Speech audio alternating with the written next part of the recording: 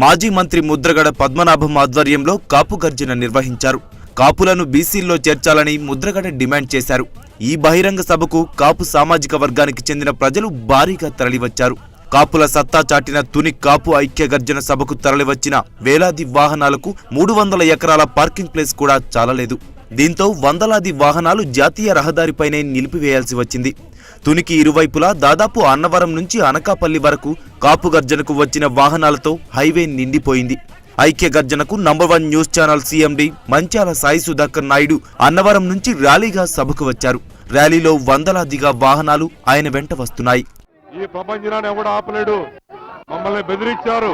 ఈరోజు మా దమ్మెండో చూపెట్టాం, ఇంకా చూపిస్తాం. ఈ కాపు సత్తా ఏంటో, ఈ కాపు ప్రజలు పేద ప్రజలు జరుగుతున్న బాధలేంటో ప్రపంచాన్ని చూపిస్తాం.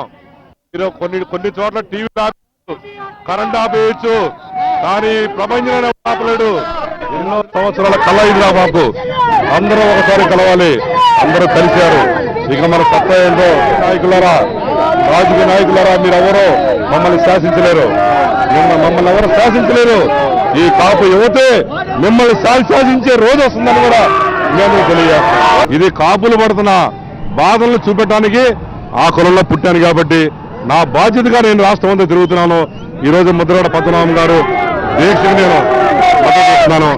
అంతేగాని ఇది వేరే కాదని మిగతా అందరూ కూడా గమనించాల్సిందిగా కోరుతున్నాను. కాపు ఉద్యమాన్ని ఆపేందుకు జరిగిన ప్రయత్నాలన్నీ విఫలమయ్యాయని, లక్షలాదిగా తరలివచ్చిన కాపులు తమ సత్తా ఏంటో చాటారని నంబర్ 1 న్యూస్ ఛానల్ సీఎండీ మంచాల సాయి సుధాకర్ నాయుడు అన్నారు. ఎవరెన్ని కుట్రలు చేసినా పోరాటం ఆగదని, న్యాయంగా తమకు దక్కాల్సిన హక్కుల్ని సాధించుకుంటామన్నారు. కాపుల పోరాటంలో న్యాయం ఉంది కాబట్టే ఉద్యమానికి అండగా నిలబడ్డామన్న ఎంఎస్ఆర్ సామాన్యుల కోసమే నంబర్ 1 న్యూస్ ఛానల్ పెట్టామని చెప్పారు.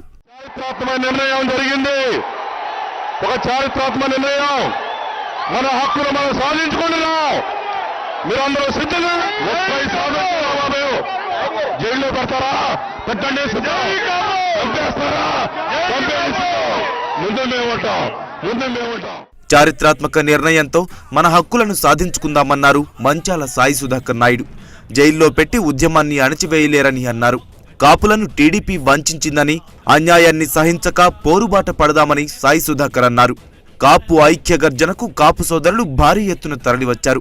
ఈ గర్జనకు మాజీ మంత్రులు, ఎమ్మెల్యేలు, మాజీ ఎమ్మెల్యేలు హాజరయ్యారు.